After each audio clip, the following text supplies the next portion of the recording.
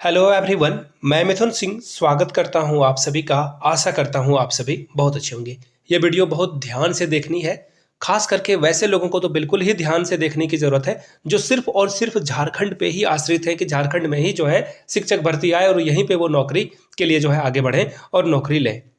झारखंड सहायक आचार्य भर्ती के बारे में इस वीडियो में बात करेंगे। सिलेबस कितना बदला है, जो नई नियमावली सरकार के द्वारा इंट्रोड्यूस करी गई है हेमंत सोरेन के ठीक गिरफ्तार होने से पहले। हेमंत सोरेन ने जो सेवा विस्तार, वेतन और जो पद स्थानांतरण यानी कि ट्रांसफर है उसके बारे में जो बातें करी है उसके बारे में भी हम लोग बात करेंगे। एग्जाम फरवरी में हो पाएगा या नहीं हो पाएगा, मार्च में होगा या फिर आगे ये बढ़ सकता है further. We will discuss each and everything. आगे देखिए, नए नियमावली को भी हम लोग इसमें समझने की कोशिश करेंगे। और सबसे बड़ी खबर कि ऑनलाइन पोर्टल फिर से रीओपन होगा क्या, यानी कि जो छूट गए हैं बच्चे या फिर जिनका कुछ हड़बड़ी में जो है कुछ गड़बड़ियां हो गई है उनके द्वारा फॉर्म को फिल करते समय, तो क्या उनको एक अपॉर्चुनिटी दी जाएगी कि आप एडिट कर सकते हो। तो सारी बातों को हम लोग क्रिस्टल क्लियर देखेंगे और बाय द बुक हम लोग जो है चीज़ों को देखने की कोशिश करेंगे। ये नहीं कि कहीं से भी मैंने XYZ आपको जो है बता दिया। अब सबसे पहले बात करेंगे कि एग्ज़ाम फरवरी में हो पाएगा या नहीं। तो चलिए मैं आपको ऑफिशियल नोटिफिकेशन की ओर लेकर चलता हूँ। ये देखो, ये नोटिफिकेशन कल आप लोगों ने देख लिया होगा। अब देखो इस लाइन को जो है हम लोग डिस्कस करेंगे। देखो, संशोधित प्रावधानों से जो अभ्यर्थी हैं उनके ऊपर जो प्रभाव पड़ा है ना उसकी समीक्षा की जा रही है, यानी कि उसके ऊपर जो है ये रिव्यू करेंगे कि किन लोगों को प्रभावित होना पड़ रहा है इस नियमावली के वजह से और उससे जो है क्या कॉन्सिक्वेंसेस निकलेगा, यानी कि उससे निष्कर्ष क्या निकलेगा, उनके जीवन पे क्या असर पड़ेगा, उनकी पात्रता पे क्या असर पड़ेगा, उसके बाद जो है ये देखा जाएगा। आगे देखिए, इन्होंने बिल्कुल स्पष्ट रूप से लिख दिया। यहाँ से देखो, अगर आप इस लाइन को पढ़ोगे तो आप चीज़ों को समझ पाओगे। यहाँ से देख लो, यहाँ से देखो, परीक्षा का विस्तृत कार्यक्रम। पहले तो ये 10/2/2024 को एग्जाम कंडक्ट कराने वाले थे, लेकिन अब जो है इसका एग्जाम ये बाद में फर्दर एक नोटिस निकालेंगे कि टेंटेटिव डेट जो है इस तारीख को है और इसी दिन से जो है टेंटेटिव डेट को एग्जाम हो सकता है। ये एक और नोटिस फर्दर निकालेंगे। लेकिन अब देखो चीज़ें क्या हो रही है ना कि नए नियमावली को जो उसकी समीक्षा की जाएगी, उससे जो रिजल्ट निकलेंगे उसके बाद जो है ये अप्लाई किया जाएगा और 99% चांसेस हैं कि आप लोगों के लिए फॉर्म को रीओपन कर दिया जाएगा। सभी लोगों के लिए जो भी जैसे जो है चीज़ों को अप्लाई कर सकता है वो कर ले। देखिए, झारखंड में दिक्कत क्या आई थी मैं वो आपको बता देता हूँ। 1 to 5 वाले जो कैंडिडेट थे ना उनमें बीएड को भी एलिजिबल रखा गया था, उसमें जो है बीएड को एलिजिबल रखा गया था। और नए नियमावली के अनुसार जो है 1 to 5 को विलोपित कर दिया गया। मैं आपको दिखाई देता हूं ताकि आप चीज़ों को अच्छे से समझ पाओ। ये देखो, ये नोटिफिकेशन है। मैं टेलीग्राम चैनल पे जो है इसे आपके साथ साझा कर दूंगा ताकि आप चीज़ों को अच्छे से समझ पाओ। टेलीग्राम पे ये जो है मैं साझा कर दूंगा। वेट ए मिनट, मैं आपको यहाँ से दिखा देता हूँ। ये देखो, यहाँ से अगर आप देखोगे सहायक आचार्य संवर्ग के लिए जो बातें बताई गई है, यहाँ से देखिए, यहाँ पे न्यूनतम 50% अंकों के साथ जो 1 to 5 के लिए, देखिए यहाँ पे स्पष्ट लिख रखा है 1 to 5 के लिए 6 माह का ब्रिज कोर्स करने के बाद भी जो है अनिवार्य वगैरह होता था को विलोपित किया जाता है, यानी कि इसे टर्मिनेट कर दिया गया है। ये अब काम में नहीं आएगा। ये ऑफिशियल नोटिफिकेशन है। तो बीएड वाले बहुत सारे मेरे दोस्त भी हैं जिन्होंने 1 to 5 और 6 to 8 दोनों अप्लाई कर दिया था। मुझे तो पता था कि 1 to 5 में ये बीएड वाले कहीं से भी एलिजिबल नहीं है, तो ऐसे में अप्लाई करना मूर्खता से और कुछ नहीं है। लेकिन कुछ लोगों ने अप्लाई किया है, तो हो सकता है कि 2 एप्लीकेशन, देखो एक्चुअली क्या है ना, एक और क्राइटेरिया था कि आप एक ही एप्लीकेशन अप्लाई कर सकते हो, यानी कि 1 to 5 या तो 6 to 8, लेकिन नियमतः आप दोनों के लिए अप्लाई कर सकते थे। लेकिन जो नोटिफिकेशन आई है उसमें इस बात का कहीं भी आपको जो है जिक्र मेंशन नहीं देखने को मिला, जो कि बहुत ही गलत है, सर्वदा गलत है। क्योंकि आप बीपीएससी का एग्जाम अभी देने जा रहे हो ना, आप बीपीएससी का एग्जाम अभी होने वाला है, उसमें 1 to 5 भी आप भर सकते हो अगर आपके पास डीएलएड और बीएड दोनों है। 6 to 8 भी भर सकते हो, 9, 10, 8 सब कुछ, सारे फॉर्म को आप भर सकते हो। 4 जो कैटेगरी उसमें चारों में से चारों आप अप्लाई कर सकते हो। ये तो बात हुई। अब देखो, ये विलोपित किया गया है, तो ऐसे में नए नियमावली के अकॉर्डिंग उसको आगे बढ़ाने की जो है पूरी गुंजाइश है कि फॉर्म को एक बार फिर से रीओपन कर दिया जाएगा।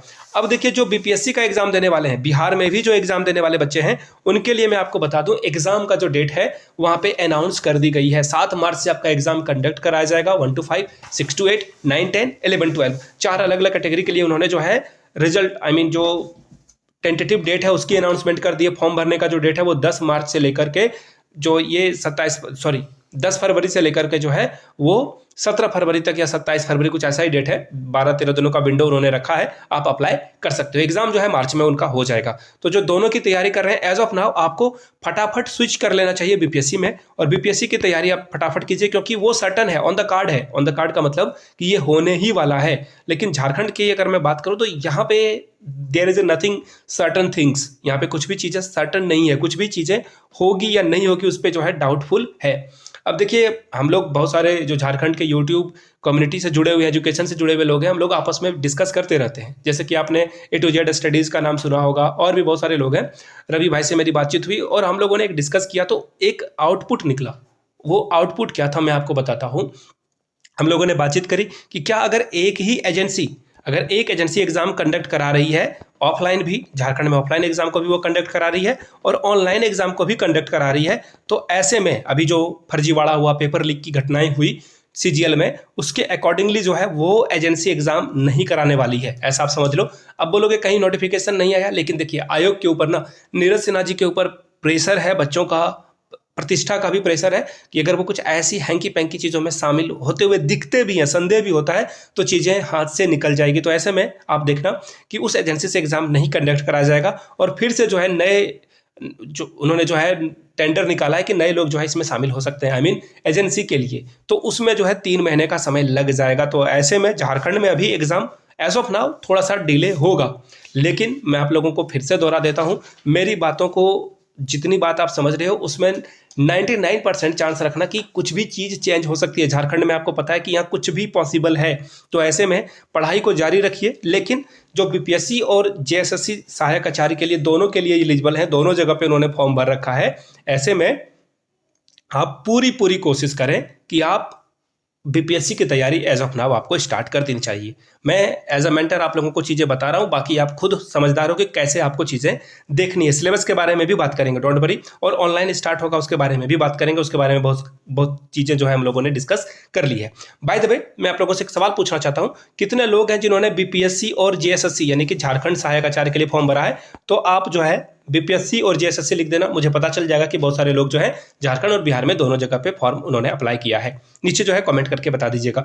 अब मैं आपको नए नियमावली के अकॉर्डिंगली ले चलता हूँ। देखिए, वो बोलते हैं ना कि कभी कुछ गलतियां हो जाए तो accept it and move on. तो मुझसे कुछ गलतियां हुई थी, मैं जब सिलेबस आप लोगों के साथ डिस्कस कर रहा था, वहां पे मैंने CDP के बारे में आप लोगों को मेंशन कर दिया था, सॉरी फॉर दैट। देखिए यहाँ पे जो सिलेबस है, यहाँ से आप देख पाओगे, ये देखो, सहायक आचार्य संवर्ग के लिए यहाँ पे देखो +2 का जो है यहाँ पे लिख दिया गया है। परीक्षा का स्तर जो है वो कहाँ से तक होगा? +2 तक होगा, यानी कि ये 1 to 5 का है। मैं एक बार फिर से देख लेता हूँ। देखिए, वेट ए मिनट। अब देखो यहाँ पे अगर आप देखोगे तो ये बिल्कुल यहाँ से आप चीज़ों को देख पाओगे। यहाँ पे इन्होंने स्पष्ट रूप से देखिए कहीं भी CDP का मेंशन नहीं किया है। CDP आपको कहीं भी देखने को नहीं मिलेगा। लेकिन आप अगर आगे बढ़ोगे, आगे जो है, वेट ए मिनट, मैं आपको दिखा देता हूँ। ये देखो, ये जो है विशेष जो स्पेशल एजुकेटर होते हैं ना अलग अलग स्कूलों में, उनके लिए है। 1 to 5 में आपको जो है ये CDP आपको बाल विकास देखने को मिलेगा। उसके लिए माफ़ी चाहता हूँ, हड़बड़ी में ये चीज़ें गलती हुई है मुझसे, सॉरी फॉर दैट। अब यहाँ से देखो, ये सहायक आचार्य का सिलेबस है। यहाँ से आप देखोगे सब कुछ पिछले सिलेबस के अकॉर्डिंग ही है, यहाँ पे कुछ भी चेंज नहीं किया गया है। एग्जाम आपका जो 4 अलग अलग पारियों में होने वाला था वो यहाँ पे होगा ही, ठीक है। तो 1 to 5 के लिए जो स्पेशल एजुकेटर, एक्चुअली अभी भर्ती नहीं आई है, ना उर्दू टीचर की भर्ती आई है, ना ही स्पेशल एजुकेटर की भर्ती आई। तो ऐसे में जब भी भर्ती आएगी तो आप देख लेना, वहाँ पे जो है इन चीज़ों को लागू किया जाएगा। तो ये बातें थी। ऑनलाइन पोर्टल 99% चांसेस है कि जल्द ही जो है ओपन किया जा सकता है। तो इन चीज़ों को मैंने रखा। बाय द वे, आपका जो भी डाउट हो ना, तो नीचे जो है कमेंट सेक्शन में अपने डाउट को पूछ लीजिए। और ये वीडियो आप कहाँ से देख रहे हो वो जरूर आप नीचे कमेंट सेक्शन में मेंशन कर दें। वीडियो को यहाँ तक देखने के लिए आप सभी का बहुत बहुत शुक्रिया। Have a good day.